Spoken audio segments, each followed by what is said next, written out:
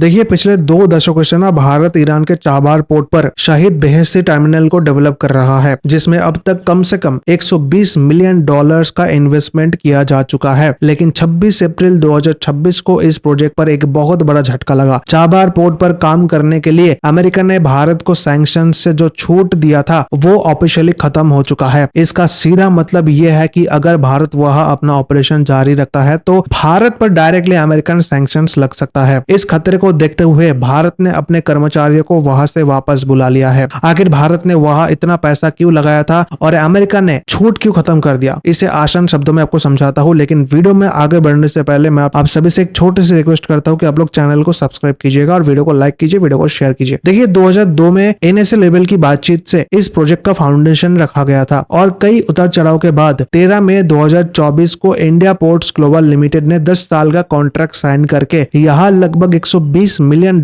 का heavy investment किया। यह पोर्ट भारत की लुक वेस्ट पॉलिसी का सबसे बड़ा हथियार था। इसके 3 मेन फायदे थे। यह पोर्ट भारत को पाकिस्तान को पूरी तरह बाईपास करके सीधा अफगानिस्तान और एनर्जी रिच सेंट्रल एशिया तक पहुंचने का डायरेक्ट मैरीटाइम रास्ता देता था। फिर ये 7200 किलोमीटर लंबा international north south transport corridor का एंकर पॉइंट है। इस रास्ते से यूरोप तक का सफर ट्रेडिशनल सुइज कैनाल रूट से 40% छोटा और 30% सस्ता पड़ता है। यह पोर्ट पाकिस्तान के चाइनीज फंडेड ग्वादर पोर्ट से सिर्फ 170 किलोमीटर दूर है। ये भारत को इंडियन ओशन में चाइना के नेवल एक्सपेंशन पर नजर रखने के लिए एक परफेक्ट लिसनिंग पोर्ट देता था। लेकिन आज ये 23 साल का सपना एक एग्जिस्टेंशियल क्राइसिस से गुजर रहा है।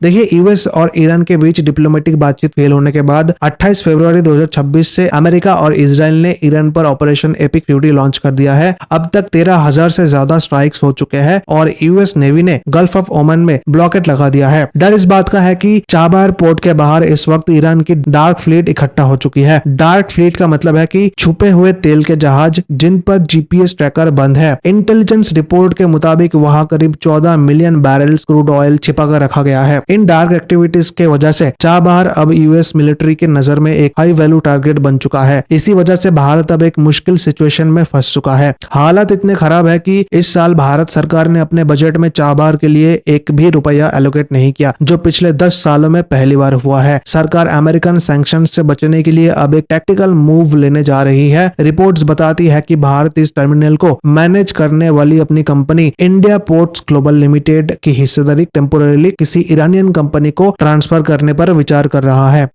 एक्सटर्नल अफेयर्स मिनिस्टर्स के प्रवक्ता रणधीर जायसवाल ने भी क्लियर किया है कि भारत इस मुद्दे पर ईरान और अमेरिका दोनों के साथ लगातार चर्चा कर रहा है। लेकिन एक्सपर्ट्स का मानना है कि जब तक मिडिल ईस्ट का युद्ध खत्म नहीं होता और ईरान पर अमेरिकन सैंक्शंस नहीं हटते, भारत के पास वेट एंड वॉच के अलावा कोई प्रैक्टिकल ऑप्शन नहीं है। आपका इस क्राइसिस पर क्या सोचना है? क्या भारत को अमेरिकन सैंक्शंस का रिस्क लेकर भी चाबहार में अपना काम एग्रेसिवली चलाना चाहिए, या फिर अपनी इकोनॉमी को बचाने के लिए शांति से इस प्रोजेक्ट के टेम्पोररीली बंद होने का इंतजार करना चाहिए और मिडिल ईस्ट में जब तक ये टेंशन खत्म ना हो चुपचाप देखना चाहिए? नीचे कमेंट्स में आप अपने विचार को जरूर शेयर कीजिए। आशा करता हूँ कि इस वीडियो से आपको कुछ इन्फॉर्मेटिव जानकारी मिली होगी। तो जाते जाते फिर से आप सभी से रिक्वेस्ट करता हूँ, आप लोग चैनल को सब्सक्राइब कीजिए, वीडियो को लाइक कीजिए। Thank you.